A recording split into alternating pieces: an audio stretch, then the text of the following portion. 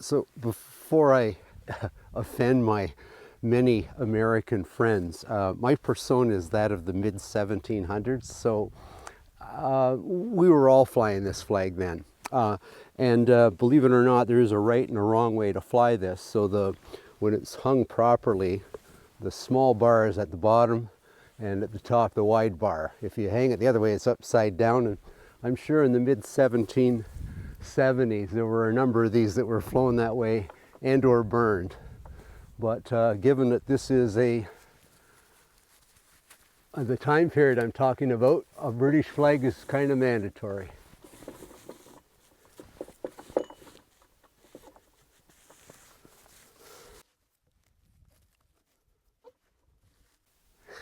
I sort of have the cart in front of the horse. I've got my gate opening built. The wilderness road is that way.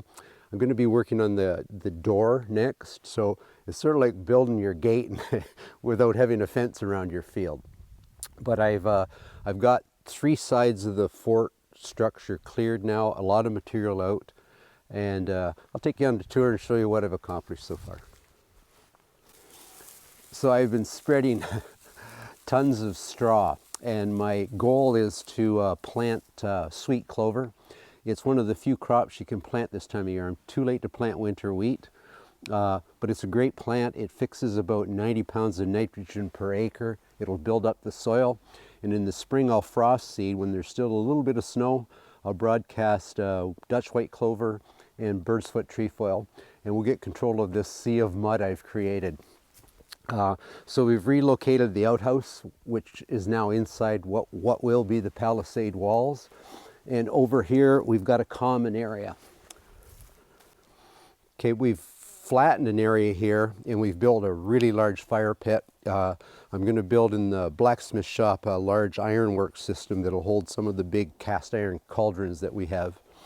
Large enough to feed an army or a whole bunch of families. And I'll take a wander over to my smokehouse.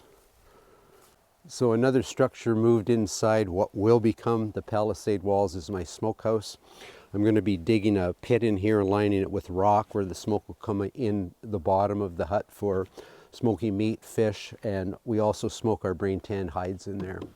And yeah, over to the pond area. So the perimeter walls of Kelly Station is going to be vertical logs. I've got a lot of them out, but I still need a lot more, except over the pond. So I wanted access for drinking water inside the Palisade. I don't want to block totally the view from the cabin, so this is going to be a plank wall across here, and there'll be a platform in front with the swivel gun that Bob Miller gifted me that will sort of defend this entire area should an attack come from that direction. Now, over to where the barracks is going to be. This area that I've flattened here, it probably isn't going to happen this year. I've got a lot of work on my plate, but ultimately this is going to become a barracks. I'm hoping it'll house, it's going to go out that way where some of the straw is, but it's going to house between 8 and a dozen men, and it will have a stone fireplace in it. But that could very well be a year from next year before I get at that. And finally, what I'm most proud of is my soon-to-be powder magazine. Everyone needs a powder magazine. One of the oldest structures in powder magazine structures in the Americas was at Charleston. It was built in 1712, survives to this day. It was decommissioned around 1746 and then resurrected during the American Revolution. And at that time, there were 3 walled cities in North America. There was St. Augustine, Charleston, and Quebec City. And I'm not talking about forts like we're building. These frontier fortifications, they would have small powder magazines like I'm trying to construct here. But the ones built in actual forts were mammoth structures. In fact, almost as much work would go into building the powder magazine as the rest of all the structures encompassed within the fort. So we're talking in the 18th century and the 19th century. And although they're massive in size, the interior actually is about 10% the actual storage space for the powder kegs.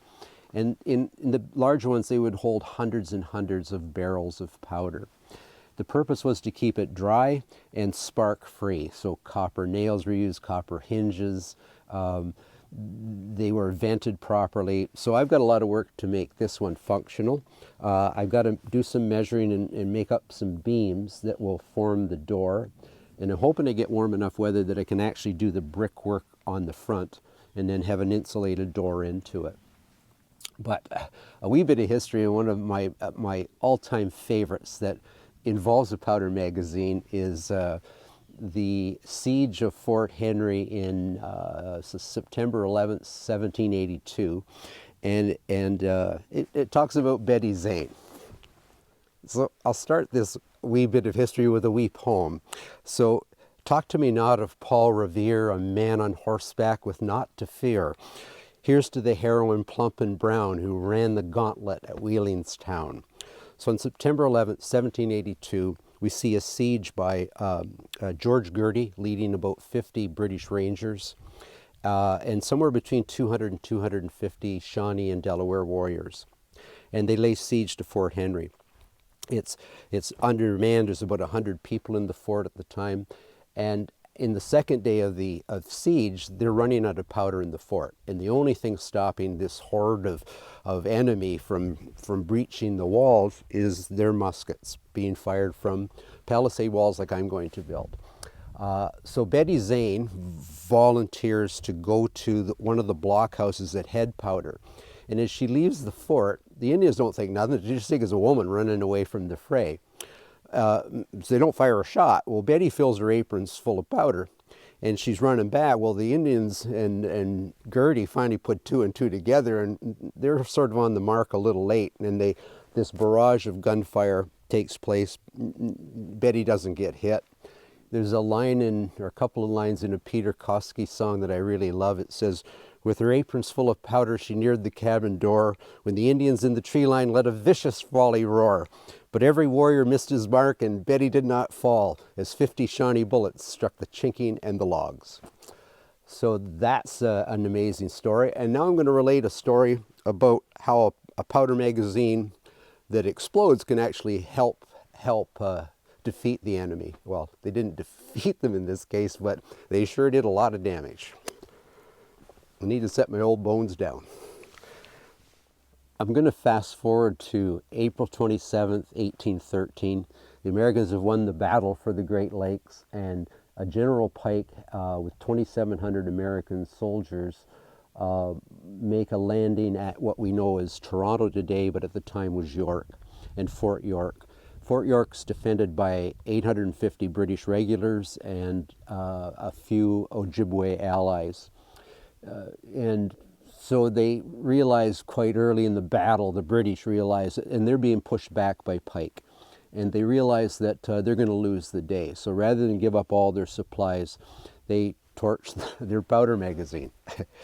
And the explosion is so devastating, it actually kills and maims over 200 Americans, including General Pike dies as a result of this explosion, also preventing the Americans from getting all these supplies.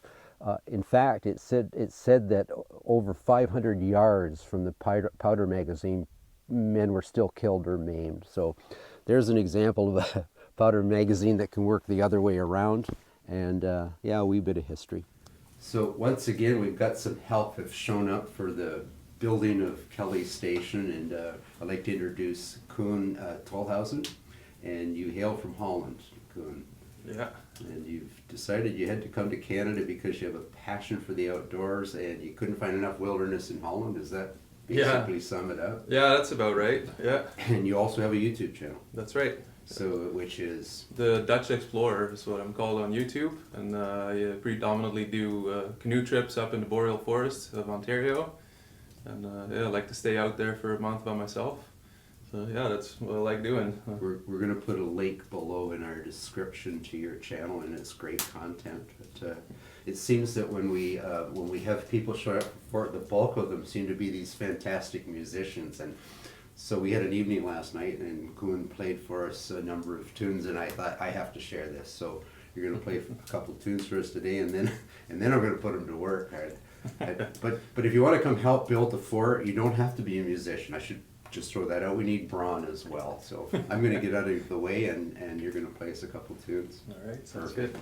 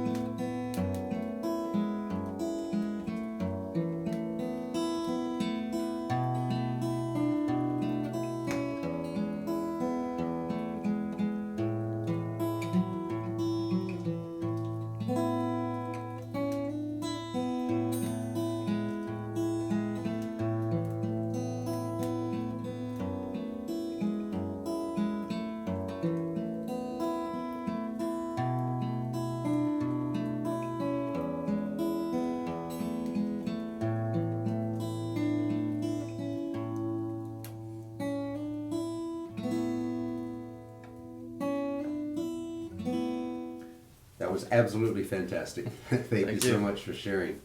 I should point out that that Koen also has traveled about the world on tall ships. You've crewed on tall ships for a number of years, and maybe you could tell us a little bit about that experience. Yeah, I spent about 4 or 5 years of my life working on tall ships. I started doing that when I was about 17 in the Netherlands, and mainly sailed around the Atlantic Ocean, crossed it, I think about 4 times now by sail only.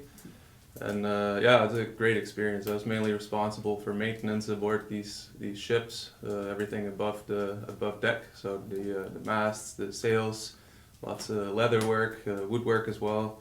And yeah, so so right up my alley here. You would be the envy of many of our viewers who practice living history or living archaeology, Oh, and we know the era of sail is the time period that a lot of us represent. Yeah. I find that fascinating. I love the opportunity, but anyway. So I think enough of this. We've had a good breakfast. We've had some music. I'm going to put you to work. Sounds good. You ready? Let's get to Okay, it. let's do it.